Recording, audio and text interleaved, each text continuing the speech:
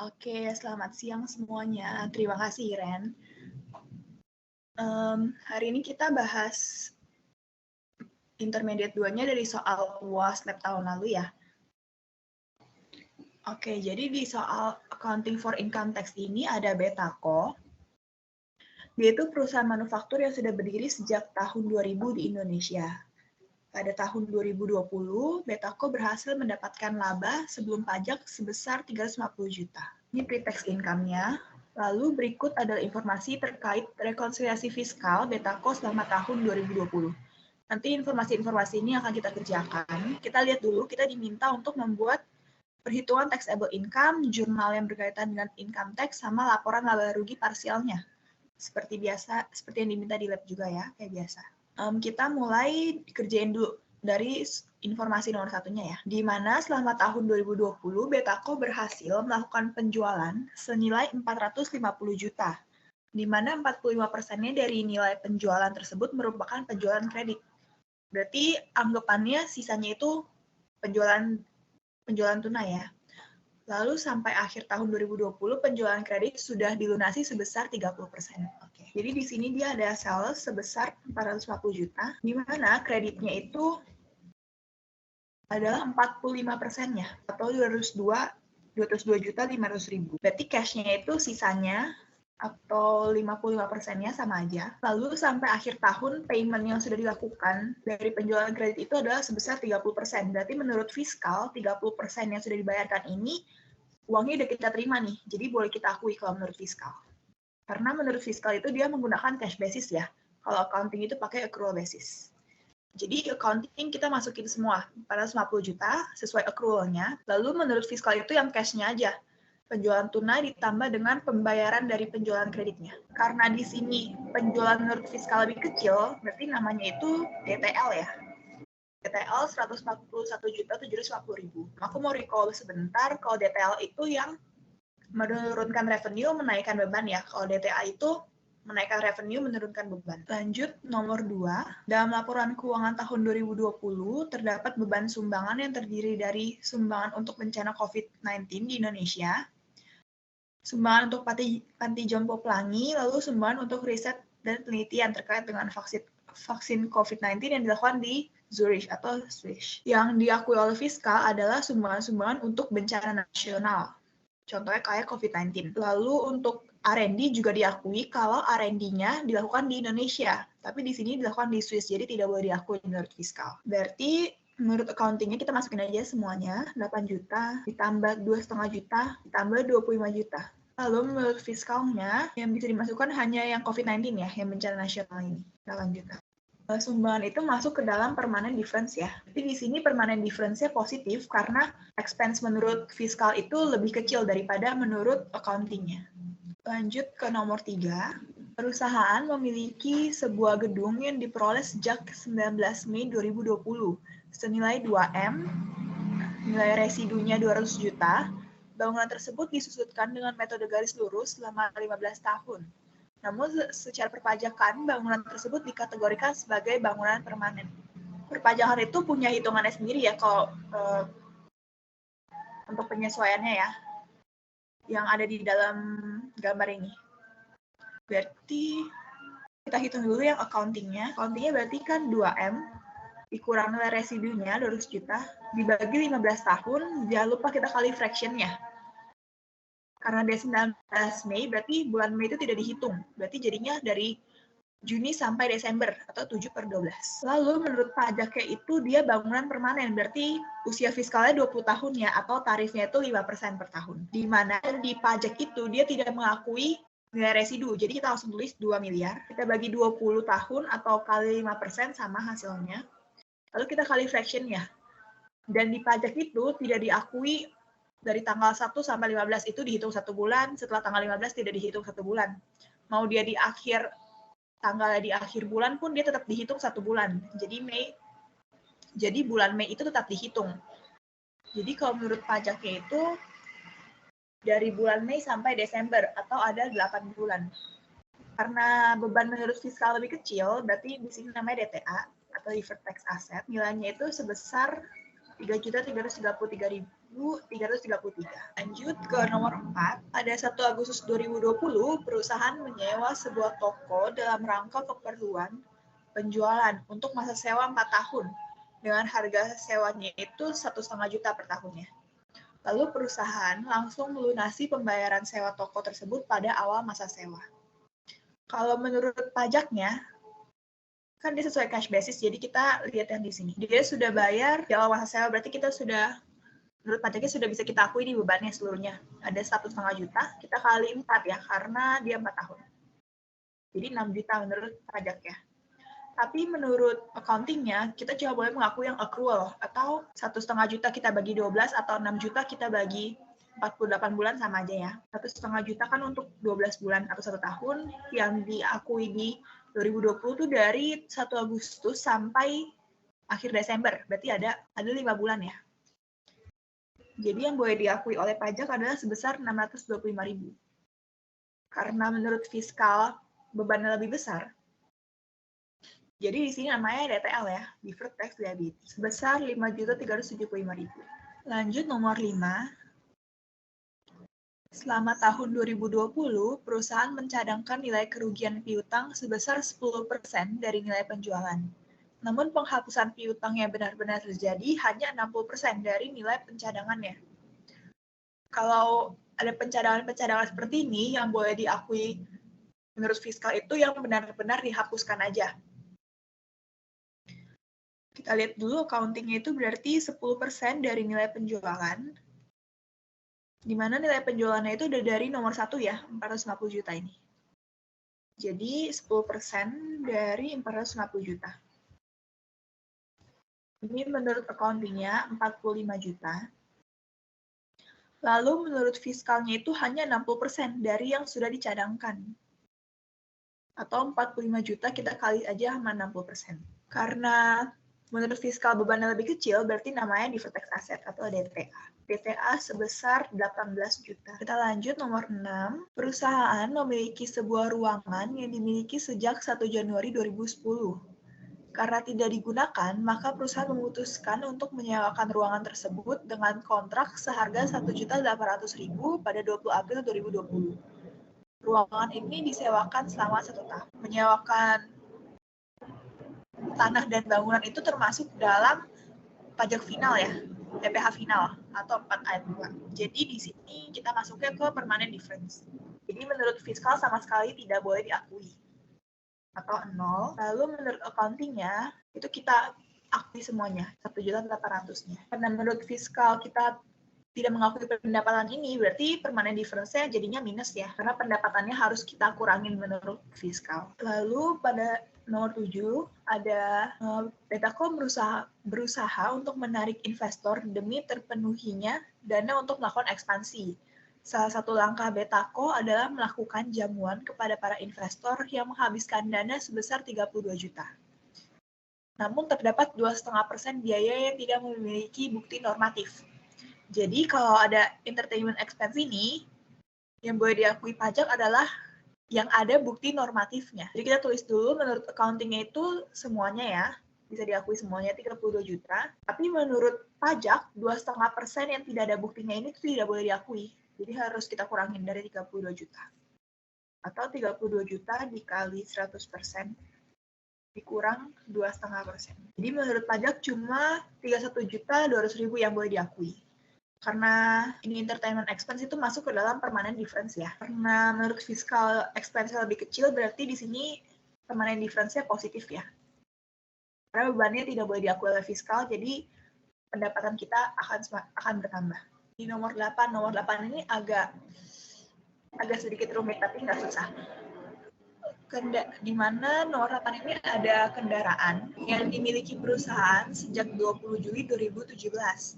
Memiliki nilai perolehan 135 juta dengan nilai sisa 5 juta. Kendaraan disusutkan dengan metode saldo menurun berganda selama 10 tahun. Lalu menurut perpajakan, kendaraan termasuk dalam golongan 2 dan disusutkan dengan metode garis lurus. Oke. Kita hitung dulu menurut accounting-nya, rate-nya itu ada 100%. Dibagi sama useful life-nya, 10 tahun kita kali 2. Sedangkan menurut fiskalnya itu dia masuk ke golongan 2 dan pakai metode garis lurus. Atau kalau kita lihat dari gambarnya, golongan 2 metode garis lurus itu 12,5% ya, atau 8 tahun. Kita hitung dulu yang menurut accounting-nya. Kita harus hitung dari awalnya ya, supaya kita tahu ini tuh DTA atau DTL dari awal. Jadi dari 2017 itu ada 135 juta, kita kali sama rate-nya, kita kali sama fraction-nya. Dari 20 Juli, berarti Juli tidak dihitung, dari Agustus ada 5 bulan ya. Lalu kita hitung juga 2018-nya, terus 35 juta, kita kurangin sama depresiasi tahun lalu untuk dapat book value di tahun 2018-nya ya. Lalu kita kali dengan rate-nya, tidak perlu kali fraction karena ini 1 tahun penuh ya. Lalu untuk 2019 juga sama, 135 juta, kita kurangin sama depresiasi yang sudah terjadi 2 tahun sebelumnya, supaya kita tahu berapa book value di tahun 2019-nya. Lalu kita kali dengan rate-nya, 20%. Lalu untuk tahun 2020, tahun ini juga caranya sama. Dari 135 juta, kita kurangin sama depresiasi tahun sebelumnya, supaya tahu book value tahun 2020-nya berapa. Dikali dengan rate-nya 20%. Kalau hitung depresiasi menggunakan saldo menurun berganda ini ya, double declining balance, kita harus hitung sesuai dengan book value-nya ya. Jadi harus kita kurangin dengan depresiasi tahun lalunya. Lalu kalau menurut fiskalnya ini kan garis lurus. Kita hitung aja langsung garis lurusnya dari 135 juta. Kurang 5 juta. Menurut fiskal tidak diakui nilai sisa ya, jadi nggak usah dikurangi nilai sisanya. Lalu kita kali rate-nya 12,5%. Atau bagi 8 juga sama hasilnya. Lalu kita kali fraction-nya. Kalau fiskal itu, walaupun dia di tanggal akhir bulan, dia tetap dihitung 1 bulan ya untuk bulan itu. Jadi bulan Julinya tetap dihitung, jadi ada 6/12 ya menurut fiskal. Lalu untuk 2018-nya, itu 135 juta, kita kali rate-nya 12,5%. Nggak perlu dikali fraction karena dia penuh ya setahun, berarti sampai tahun 2020 juga sama. Karena garis lurus dia jadi pasti sama depresiasinya setiap tahunnya. Nah, karena di sini dia bertahun-tahun ya, sampai ke tahun 2020, jadi kita harus hitung satu-satu nih. Dia DTL atau DTA-nya. Biar gampangnya aku pakai T account aja kali ya. Kita hitung dulu nih selisih menurut accounting dan fiskalnya di setiap tahunnya. Jadi di sini hasilnya positif, berarti menurut fiskalnya itu bebannya lebih kecil. Berarti bisa kita bilang kalau di tahun 2017 itu DTA ya. Lalu untuk tahun 2018-nya juga positif, berarti masih ke DTA. 2019-nya juga masih positif, berarti dia masih DTA. Lalu 2020-nya baru negatif ya, berarti dia masuknya ke DTA tapi negatif. Karena sebelumnya ibaratnya dia udah punya aset nih untuk pajak-pajaknya, jadi kalau ada minus bisa dikurangi dari aset yang udah dia miliki untuk pajak-pajaknya. Kayaknya pakai ini aja udah paham ya teman-teman ya. Jadi kita langsung masukin aja ke dalam hitungannya. Menurut accounting itu 15 juta kan ya. Lalu menurut fiskal itu 16 juta sekian. Yang udah kita hitung tadi berarti masuk ke DTA tapi negatif. Nilainya itu sebesar selisihnya. Nomor 9 itu perusahaan memiliki sebuah mesin yang sudah tidak digunakan, sehingga perusahaan memutuskan untuk menyewakannya. Mesin mulai disewakan pada 1 Oktober 2020 dengan nilai sewa sebesar 15 juta untuk masa 3 tahun dan langsung dibayar di muka oleh pihak penyewa. Berarti menurut pajak kita bisa akui semua ya yang sudah dibayarkan sebesar 15 juta. Tapi menurut accounting-nya itu revenue yang boleh kita akui adalah ya accrual yang sudah terjadi tahun 2020-nya. Berarti dari 15 juta ini kita bagi 36 bulan karena dia untuk 3 tahun. Lalu kita kali berapa bulan sih selama tahun 2020-nya. Dari Oktober, November, Desember berarti ada 3 bulan ya. Jadi menurut accounting-nya hanya 1.250.000 revenue-nya. DTA sebesar 13.750.000 ya. Lalu nomor 10, perusahaan bekerja sama dengan perusahaan iklan untuk mempromosikan produknya. Kontrak terkait iklan dilakukan untuk waktu selama 2 tahun yang dimulai sejak 1 Oktober 2019 dengan total nilai sebesar 1.200.000. Dan perusahaan langsung melunasi biaya iklan tersebut pada awal kontrak. Karena ini dari tahun lalu, supaya lebih mudah kita buat dulu nih perhitungan tahun lalunya, dia itu DTL atau DTA masuknya. Berarti menurut fiskal itu karena dibayarkan semuanya tahun lalu, berarti expense-nya sebesar 1.200.000 ya. Sedangkan menurut accounting itu yang accrual aja di tahun 2019. Atau dari 1.200.000 ini, kita bagi 24 bulan, karena 2 tahun, kita kali sama yang terjadi selama 2019, atau 3 bulan. Berarti menurut fiskal itu expense lebih besar, dan dikategorikan sebagai DTL ya, karena expense menurut fiskal lebih besar. Karena sudah dibayarkan semuanya di tahun lalu, berarti tahun ini menurut fiskal itu kita tidak ada expense lagi, atau nol. Tapi menurut accounting kita masih ada expense yang untuk accrual di tahun ini. Atau 1.200.000 kita bagi 24 bulan karena 2 tahun, lalu kita kali 12 bulan ya selama tahun 2020. Jadi di sini ada selisih positif 600.000 karena menurut fiscal expense saya tidak ada ya, jadi lebih kecil. Tapi di sini dinamakannya DTL. DTL tapi positif. Karena tahun lalu tuh kita udah punya utang nih, minus 1.050.000. Tahun ini kita udah ada positif, ini ibaratnya untuk menghapus DTL tahun lalu kita. Makanya jadi DTL tapi positif. Oke, kita udah buat perhitungan semua informasinya. Sekarang kita buat tabel perhitungan taxable income-nya ya. Yang di permanent difference itu ada charity yang positif. Tadi udah kita hitung, 27.500.000.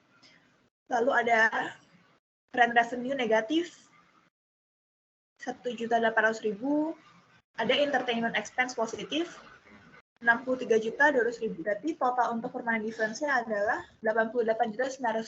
Pre-tax income-nya belum masukin bu. Pre-tax income-nya 350 juta ya. Berarti di sini kita tambahin aja nih. Pre-tax income-nya ditambah atau dikurangkan dengan permanent difference ya. Tapi karena di sini positif, jadi kita tambah. Oh ya, di sini aku keliru nih. Harusnya ini di minus ya. Jadi permanent difference positif 800.000. Permanent difference sudah, sekarang kita masukin temporary difference ya. Pertama ada yang dari sales, itu DTL negatif 141.750.000. Lalu ada di nomor 3, depreciation building, DTA 3.333.333. Lalu nomor 4 itu ada DTL lagi, minus 5.375.000 ya. Lalu nomor 5 itu ada bad debt expense, ini DTA 18 juta. Lalu di nomor 8 itu ada depresiasi untuk vehicle-nya. Tadi udah kita hitung, dia DTA negatif 1.035.000. Lalu ada rent revenue lagi, dari nomor 9 itu dia DTA 13.750.000. Lalu nomor 10 itu ada advertising expense, yang tadi udah kita hitung, dia DTL positif 600.000. Oke. Kalau udah kita tambah, kurangin aja nih semua temporary difference kita. Berarti untuk taxable income-nya dari pre-tax income yang sudah kita tambahkan dengan permanent difference, kita kurangin nih sama temporary difference kita. Jadi kita dapat taxable income-nya itu 294.023.333 menurut pajaknya. Berarti soal nomor 1 udah, soal keduanya kita diminta untuk buat jurnal yang berkaitan dengan income taxes-nya. Supaya lebih mudah, kita hitung dulu semua DTA yang udah kita punya. Pertama itu DTA nomor 3, depreciation building, lalu ada DTA untuk bad debt expense, lalu ada DTA untuk depresiasi kendaraan, lalu ada DTA rent revenue. Ini jumlah semua DTA kita ya. Lalu untuk DTL-nya itu ada dari sales, ada dari rent expense, lalu ada DTL positifnya juga. Di sini aku keliru, harusnya R12-nya ya. Oke. Udah hitung semua DTA kita, lalu kita bikin aja jurnalnya.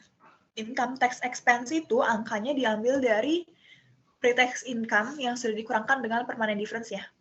Jangan lupa kita kali sama rate pajaknya. Informasi nomor 11 itu tarif pajaknya 30%. Kita kali 30%. Lalu untuk deferred tax asset itu dari jumlah semua DTA kita kali juga sama rate pajak kita 30%. Lalu untuk deferred tax liability-nya juga dari jumlah semua DTL kita kali sama rate pajaknya 30%. Lalu untuk income tax payable-nya itu diambil dari taxable income-nya ya, yang sudah kita hitung di sini dikali sama rate pajaknya 30%. Jurnalnya udah, lalu kita buat laba rugi parsialnya ya, di mana dia income before income tax-nya atau pre-tax income-nya itu 350 juta. Lalu untuk current-nya itu kita ambil dari yang payable-nya. income tax payable-nya atau 79.207.000. Lalu untuk deferred-nya itu kita selisihin nih yang deferred tax liability sama deferred tax asset kita. Karena deferred tax liability kita lebih besar daripada DTA kita, berarti di sini jadinya mengurangi pre-tax income kita. Kita jumlahin aja berapa sih expense menurut current deferred kita. Itu ada 112.940.000.